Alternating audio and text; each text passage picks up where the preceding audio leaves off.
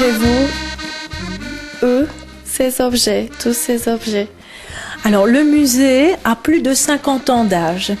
C'est-à-dire qu'on va le créer juste après la Deuxième Guerre mondiale, à une période où la vie est en plein changement. Dans les maisons, l'électricité arrive, les réfrigérateurs, les voitures. Alors tous ces vieux objets que l'on utilisait depuis parfois très longtemps, ils n'étaient plus utiles. Soit qu'on les jetait, soit qu'on les ramenait ici au musée. Et c'est ce que les gens qui habitent la région, Moucron, ont fait en masse. De rien, en quelques années, on a eu des milliers d'objets et on le fait encore toujours. D'ailleurs, on est dans la pharmacie ici. On l'a sauvé en l'an 2000 parce que la maison devait être abattue. Pourquoi avez-vous décidé de conserver un café dans ce musée? Les cafés à Moucron, c'est très important. C'était un village qui est devenu une ville parce qu'on a construit dans les environs des usines, ce qui fait que la population qui vient s'installer ici, ce sont des ouvriers. Et quand on rentre chez soi après une journée de travail, on a envie de se distraire. Et le café donnait les distractions souhaitées aux ouvriers. Les jeux de cartes, les jeux de bourle, le pinchonneux aussi. Donc on y allait pour rencontrer des amis et pour se distraire. Alors, il y a 100 ans de ça, il y avait un café pour 28 habitants. Il y en avait vraiment à chaque coin de rue et c'était important. Il y avait beaucoup de brasseries aussi qui produisaient de la bière ici en ville.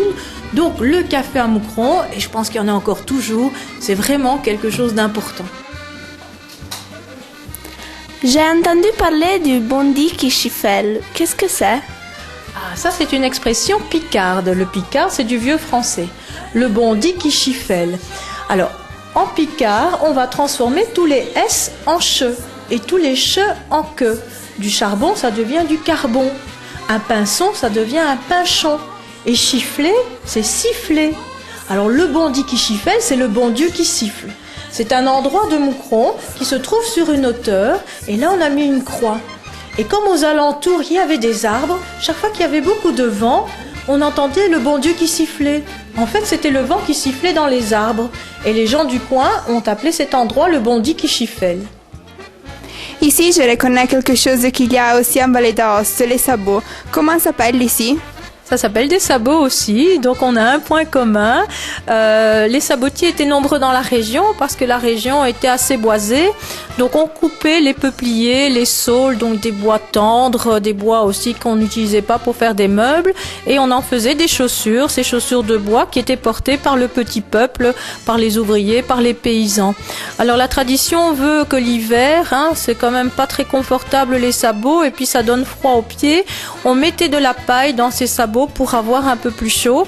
Et dans les écoles aussi, quand il gelait l'hiver, le maître lançait des seaux d'eau dans la cour de récréation et les enfants prenaient un malin plaisir de glisser avec les sabots sur la patinoire.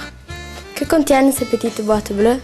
Ce sont des petites boîtes pour des bonbons de baptême, des dragées.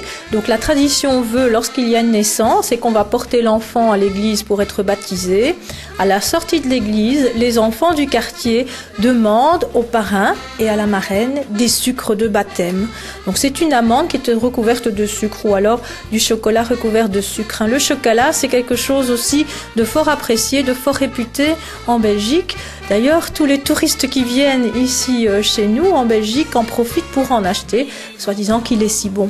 Donc voilà, j'espère que vous allez pouvoir les goûter. Avez-vous une tradition sur le mariage? Oui, on a des traditions pour toutes les grandes étapes de la vie. La naissance, la mort et puis le mariage aussi.